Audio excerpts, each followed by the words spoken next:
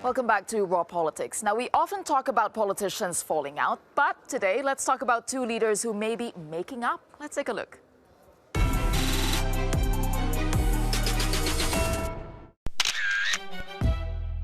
It was the photograph that took Italian-French relations to their lowest point since the Second World War, according to the French Foreign Ministry. Italy's Deputy Prime Minister Luigi Di Maio met with leaders of France's Yellow Vest movement at the height of the anti-Emmanuel Macron protests. France's ambassador to Italy was swiftly recalled, and harsh words were exchanged between Macron and Italian Interior Minister Matteo Salvini. But now, rewind and reset. With firebrand Mr. Salvini sidelined and Giuseppe Conte leading a new government, Emmanuel Macron is having dinner with the Italian leader in Rome this evening, just a week after Mr. Conte was welcomed back to Brussels with a smile from Donald Tusk. With Italy back in the EU's good books, will Rome capture the position behind Germany and France as the bloc's third power?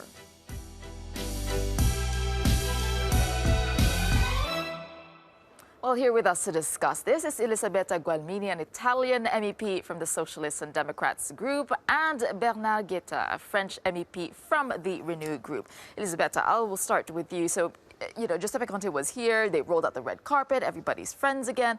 Is this genuine and lasting, you think? Yeah, well, politics changes very quickly. So, we have this new government and we are quite happy about it because at the end we have isolated Salvini, so this is a big result. So Macron came to visit our government and also in order also to forget the political fights of the past with the Gilets jaunes and so on and so forth. And I think this is a very important visit also for migration policies. So we hope that Macron and France really helps Italy to, to welcome immigrants and so on. So the Italians hope. Is all okay on Macron's side, or what is this? It is his interest and France's interest, because after all, France and Italy share a huge deficit.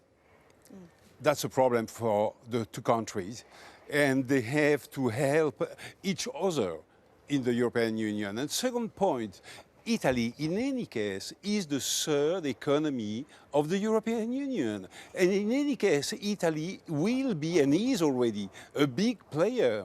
And in any case, Italy is back in the European Union after the Salvini moment. But it was a moment. I mean, Salvini is still popular, so is that... Salvini is still popular, but out of the government. Yeah, he suicided himself. Exactly. Because, I mean, when you ask for all powers and you believe to be the leader of the world and really you exaggerate, then people become to be tired. So what is Conte's plan here? What do you think he's up to? With this, in warming relations, what is his goal?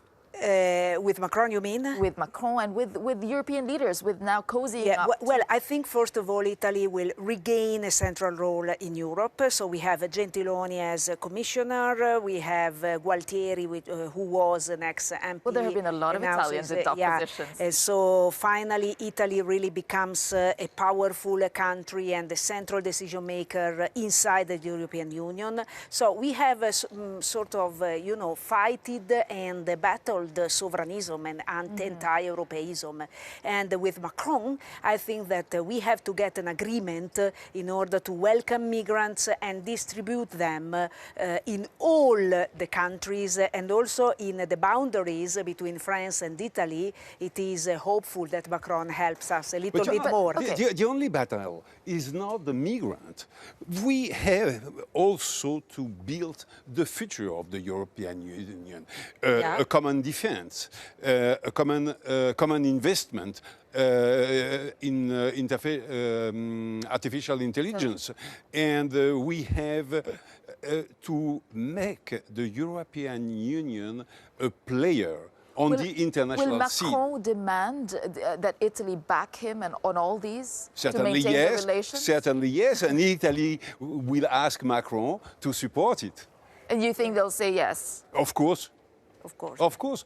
So this is the common interest of the two countries. Yeah. Okay, so everything is water under the bridge. All the, as you were saying, though, it's fragile. It's fragile. No, you don't think so? Say so. No, no, no, no. Well, I don't think it's fragile. I mean, politics changes quickly, and so we will see what will happen. But, you know, Macron shares with Italian leaders really a strong belief in the European Union. Absolutely. So France and Italy are really big players in the EU. And if Italy asks for concessions from the EU in terms of its budget, in terms of its debt, in terms of loosening the approach towards it, do you think Macron is going to back that? Yes. I hope so. Yeah? Yeah, Yes. because now... Without a doubt. No, I don't hope it. Oh, good. I'm sure. Oh, good. I'm sure. That's a good news. Publicly or not. Publicly or not. But of course he will support So Italy. what does this all mean for Italy's political reputation now? Well, I think Very that good. it is a good news, and you know, actually, we have to take into consideration that we are facing an economic crisis. So it would be really stupid by the European Commission to block any flexibility or any public investments. We they will need. not.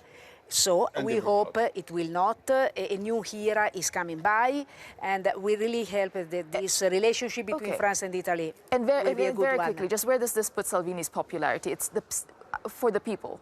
Salvini is a popular leader, this is true, but now he has really made an incredible mistake, and so I think that it will be more difficult for him to gain again the power in government. And so his popularity is lower. it is diminishing. Yeah. Okay. All right. So as far as you're concerned, he has been sidelined in this case. Yeah. Okay. Well, coming up on Raw Politics, Jean-Claude Juncker says the tolerance for French speakers is waning on Belgium's Flemish coast. Do you think English is becoming too dominant in Europe? Well, your call is coming up after this program, and we want to know what you think about that. The number is 00800 3333 7002. You can use the hashtag Raw Politics on social media. You can look for us on Skype. Our lines are opening soon.